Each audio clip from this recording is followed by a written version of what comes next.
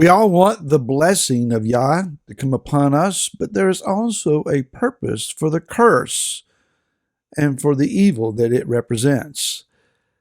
Hi, this is Barry Phillips. It's Imminent Torah, Day 4 of Nitzavim. Let's go to Deuteronomy chapter number 30 and read the first 3 verses, which say, "And it shall be when all these words come upon you, the blessing and the curse, which I have set before you, you shall bring them back to your heart among all the nations where Yahweh your Elohim drives you, and shall turn back to Yahweh your Elohim and obey his voice, according to all that I command you today, with all your heart, with all your being, you and your children.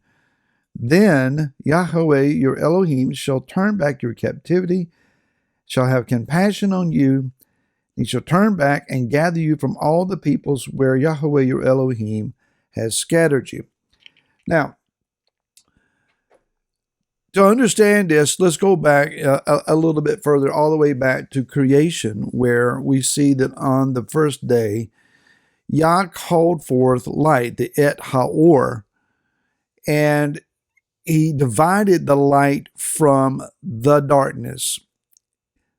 The Et Haor, then, this light that was created, is a very specific light. It's not just the general light of the universe that we see in the planetary bodies of the sun.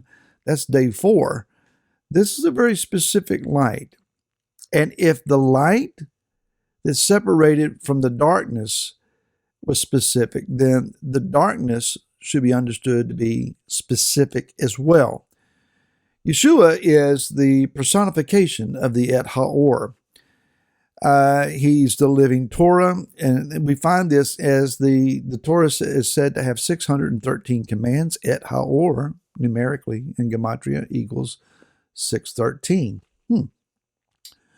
So we see then that Yeshua is the light, he is the Torah, he is our Redeemer. The antithesis then of light is the absence of light. If the Torah is equal to the light, that means no Torah or Torah-lessness. The call for no boundaries, for no commands, that no one or no thing is going to tell me what I can and cannot do. And so there is this lawlessness. Going back to an ancient figure, Aleister Crowley, he preached a message that says, "Do what thou wilt shall be the whole of the law." It's abject hedonism blended in with the occult. Not a very good place to be. Yeshua said this, that he is the light, and the light is coming to the world. Men love the darkness, a very specific darkness, rather than the light, for their works were wicked.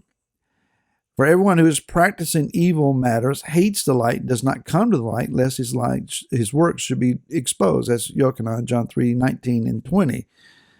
So Yeshua, the light, comes to deal with those who choose the darkness, this darkness personified. You might immediately think, well, you're talking about Hasatan, the adversary, and so forth. Yes, and even beyond. The personification of darkness just is not found in one identity or entity.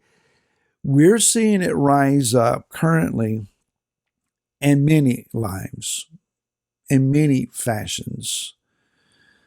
So when we look at what is said here, there is the option of life, the good, the blessing, or you can choose death and evil, which is the curse. And it would seem that it would be only rational for someone to look at the 2 opportunities here, the 2 options, and say, no one wants death and evil and the curse. Come on, let's just go with the life thing.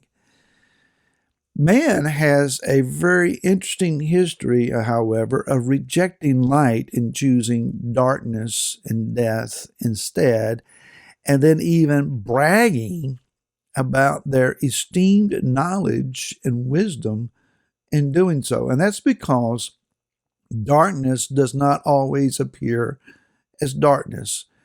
Matter of fact, darkness could be perceived as light until the genuine light actually shows up. But by that point, when the genuine light shows up, those that are trapped in the darkness and have chosen the darkness would look at the light and say, it's too bright for me. I'll just kind of stay where I know where I'm at. Think about this. In the garden, when Chava or Eve was being tempted by the serpent, the fruit on the tree was an evil fruit, but it was not rotten. It was not in a state of decay. If the fruit, however it appeared, looked to be bruised and shriveled and rotten and had a putrid smell to it, it would not have been desirable. But that's what it really was. It was encased in that which was desirable. She looked at it, and the word says it looked good for food. When she bit into it, she didn't spit it out because of a bitter taste. Everything about the appearance and the ingestion of the fruit seemed to be desirable until the effect took hold. And so in our nations, I would say nations because it's not just the United States in particular, however, that which is evil and disgusting and putrid doesn't appear to be so, or at least it's being demanded of us that we reevaluate our opinion of what evil really is. And so we now have those who want to cure racism with reverse racism. If you disagree with me, whatever the issue might be, then my opponent is a racist. Where does that even come from? You bring that in when it has no bearing on the discussion or the disagreement. Letting children determine what gender they want to be, when that's not something that even comes into their mind. No, it has to be suggested to them. They have to be prompted, schooled, and groomed in order to come to a place where they're confused. We want laws that have been doctored to allow pedophiles to engage in activity with younger people than themselves, but it's legal if they're within 10 years of their own age in some situations. How do we get to the place of allowing drag queens to go into our libraries and read stories to our little ones?